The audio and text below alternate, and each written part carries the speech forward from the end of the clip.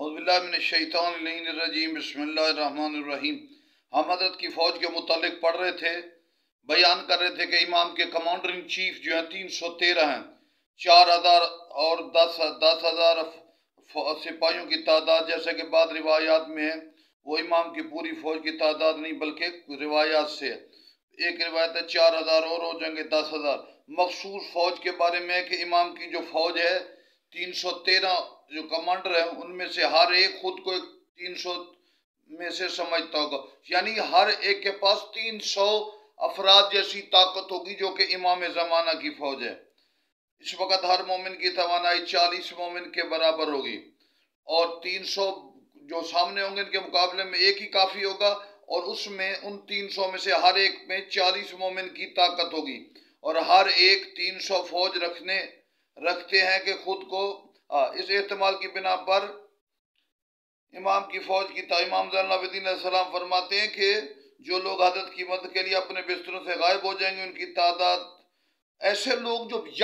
فوراً امام زمانہ کے بعد مکہ میں پہنچیں گے، اپنے بستروں پر لوگ دیکھیں گے غائب ہو جائیں گے، وہ 313 ہیں۔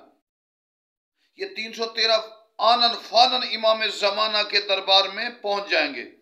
اور جس میں ساتھیوں کے نام اور شہر قبیلے کنیت وغیرہ ائمہ جانتے سب۔ امام زمانہ سب کے سب امام کی اطاعت کے لیے کوشاں گے۔ لوگ پرندوں کی مانند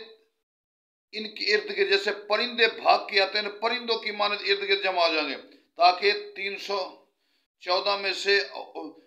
ان میں عورتیں بھی ہوں گی، ان کے پاس آئیں گی، اور امام علیہ السلام کے پاس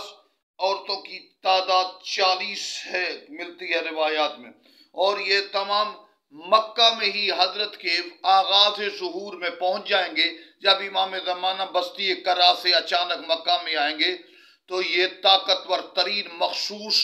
امام کا پہلا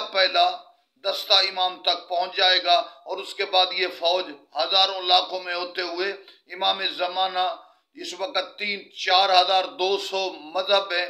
مشرق میں اور مغرب میں، شمال اور جنوب میں نہ نان ریلیجن رہیں گے، نہ کوئی اور مذہب رہے گا، فقط اسلام کا عروج نظر آئے گا امام زمانہ کی وجہ سے اور ان کی مخصوص فوج کی وجہ سے۔ والسلام علیکم ورحمۃ اللہ وبرکاتہ۔